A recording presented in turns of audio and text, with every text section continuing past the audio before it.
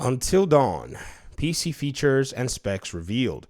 Ladies and gentlemen, welcome to the Video Game Fight School channel. Thank you very much for tuning in. This is a topic that I've stayed on its neck for many months now because I've been mentioning that PlayStation more and more is starting to be very dependent on PC. Actually, it has been dependent on PC since around, 2019, 2020, when Horizon Zero Dawn showed up on PC, and then it was the God of War 2018 game, and then it was the Days Gone, and then it was Uncharted. If you look at these games, out of the four I just mentioned, the three I just mentioned, two of them are actually PlayStation's top players. So those games, let me show you something quite interesting that no one has talked about, and I'm going to point it out in this video. The top sellers on PlayStation, as compared to maybe Nintendo itself and so on and so forth, required 3 platforms for them to be able to reach where they reached. Do you guys see it? Or I guess the top 2. Horizon Zero Dawn PS4, PC. God of War PS4, PC. They required that much of a user base to be able to get there. And then even you could add the PS5 as a possibility because maybe people may have bought, the game after they got a PS5 and then they played it. But still, the user base to be able to achieve 20 million, units in sales, or 23 and 24 is a massive user base. So all of PC and all of the 100 plus million PlayStations put together to then achieve about 20 something million, because there's just many games that, those two audiences, the PC and the PlayStation audiences, there are many games they play compared to a lot of Nintendo audiences.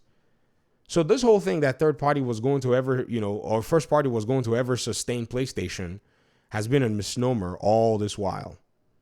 And so here we are.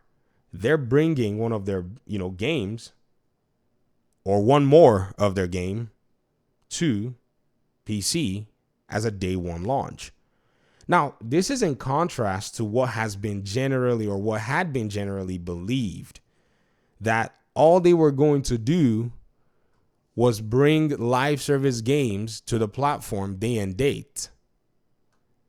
That was what was initially, and that's always been the understanding according to a lot of the execs. Oh yeah, we're going to only bring, our single player games, and then, our multiplayer games, our live service games to PC day and date. And then, after that, we're going to eventually then move over, to bringing the other games years down the road. Well, it doesn't seem like they have time to wait. Ballistic Moon, and I hate talking. You guys know I'm not a fan of layoffs. I hate them. Apparently, there was just a report that they were facing some layoffs.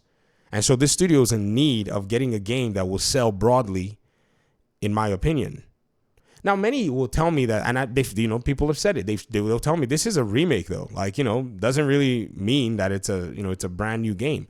But what they don't realize is that there's another remake that came on this platform that was not the same day or day and date. That was The Last of Us Part 1. If you look at The Last of Us Part 1, that came out, the remake came out on PlayStation first before that came out on PC. So we can't even go by that rule anymore because PlayStation doesn't really give a hoot. They just want you to buy their games. And their own platform is not able to sell those games as fast as possible. So Until Dawn is needing severely, it's severely needing to be purchased, by anybody who would purchase it. And what's funny is, this hubris that PlayStation has always dwelt on, like, oh, Xbox is beneath them and all that stuff. To me, it's always been funny because there are viable Xbox players that would probably buy a PlayStation game to the tune of about 1 million copies, which is good money for them. A PlayStation game, which is good money for them if they sell 1 million copies at the outset of one of their titles, or they sell 2-3 million copies. But, it's a prerogative. But they did not pretend like these so-called PlayStation exclusives are going to be staying on their platform. They're not staying on their platform anymore. So what's the point? What's the point? And I think as soon as we start seeing these third-party publishers enjoy this particular, benefit, it's eventually going to start making a whole lot of sense when things come into play.